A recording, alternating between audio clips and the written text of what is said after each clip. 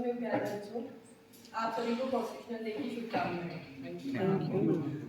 देखिए, शुरुआत में थोड़ा सा बात कर दें संविधान क्या, कैसे, क्यों, इन सब चीज़ों के बारे में। देखिए, किसी भी देश में संविधान होना बेहद आवश्यक है, क्योंकि कोई भी देश संविधान के बिना नहीं चल सकता। संविधान किसी देश के रूल्स रेगुलेशन, जिन आधार पर उन्हें चलाना है, इन सब चीज़ों के बारे में बात करता है। ऐसा नहीं है संविधान एकदम से बन गया, कड़ी मेहनत। जैसे कि सर ने बताया, कितनी सारी क्रांतियां हमारे यहाँ हुई। आप देखिए 1856 की क्रांति, कितने सारे लोगों की बलिदानियां हुई, तब जाके हमें ये संविधान मिला। आजाद हुए हम, संविधान बना, लागू कराया। तो ये जो शुरुआत हुई यहाँ पे, सबसे पहले हमारे यहाँ कॉन्स्टिट्यूशनल असेंबली बनी। कॉन्स्टिट्यूशनल असेंबली जो कि 1946 में बन रही थी, तो बहुत सारे लोगों ने उसमें अपना योगदान दिया। हम बात करते हैं भीमराव अम्बेडकर की, हम बात करते हैं पंडित जवाहरलाल नेहरू की, राजेंद्र प्रसाद की, अबुल कलाम आजाद की। तो बहुत सारे लोगों ने उसमें अपना महत्वपूर्ण भूमिका यहाँ पे निभाई, और तब जाके हमारे लिए ये बन के तैयार हुआ।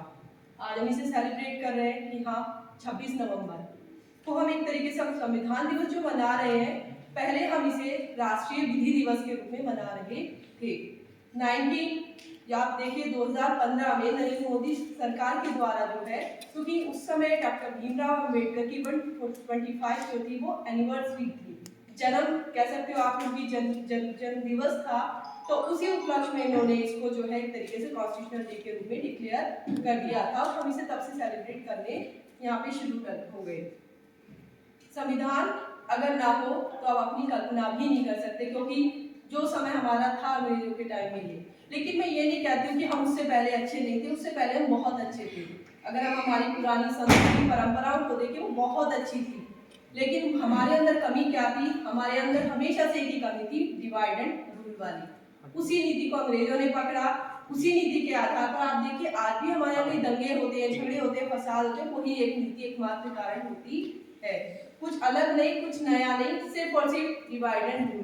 क्योंकि कॉन्स्टिट्यूशन ने कहीं से कहीं तक किसी के बीच में कोई डिवीजन नहीं किया, ना जैसे बात करते ना हिंदू ना मुसलमान, संविधान है सब पे लागू होता है। समानता इक्वलिटी की बात हम करते हैं, यानी कि कहीं से कहीं तक ना धर्म की बात की, नहीं हमने जातियों की बात की, हमने किसी तरीके की कोई बात नहीं की। और रही बात इस चीज की कि पुराने समय में चल भी रही थी छुआछूत की भावना, जाति प्रथा की भावना, तो हमने कॉन्स्टिट्यूशन के माध्यम से अनटचेबिलिटी का प्रावधान कर दिया।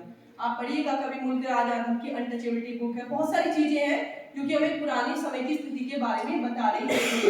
लेकिन जैसे जैसे हम देखते हैं कि उन चीजों से सबक लिया, उन चीजों से हमने देखा कि हाँ भी कमियां थी, तो हमने संविधान उस चीज के हिसाब से अमेंडमेंट किए, प्रोविजन किए, हमने समय समय पे उन चीजों को डाला।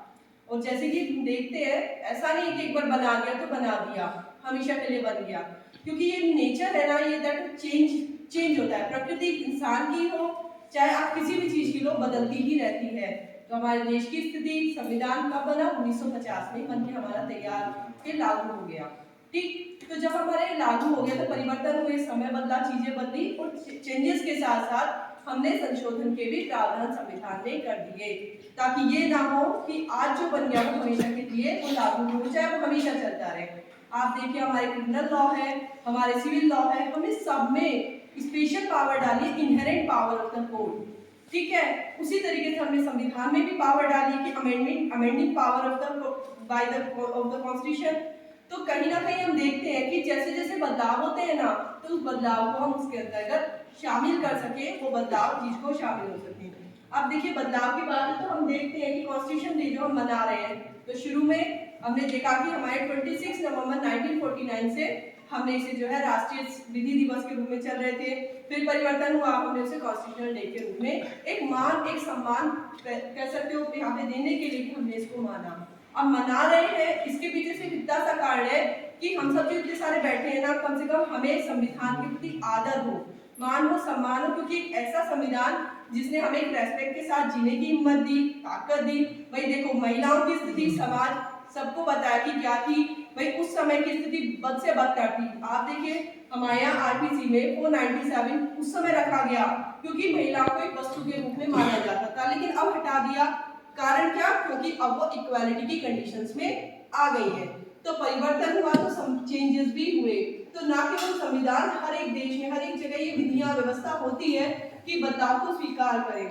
ठीक है, तो इतना ही बहुत है, बस इतना सा जान लीजिए कि हमारा संविधान हमारे देश की जान है, क्योंकि इसी से ही हमारा देश महान है।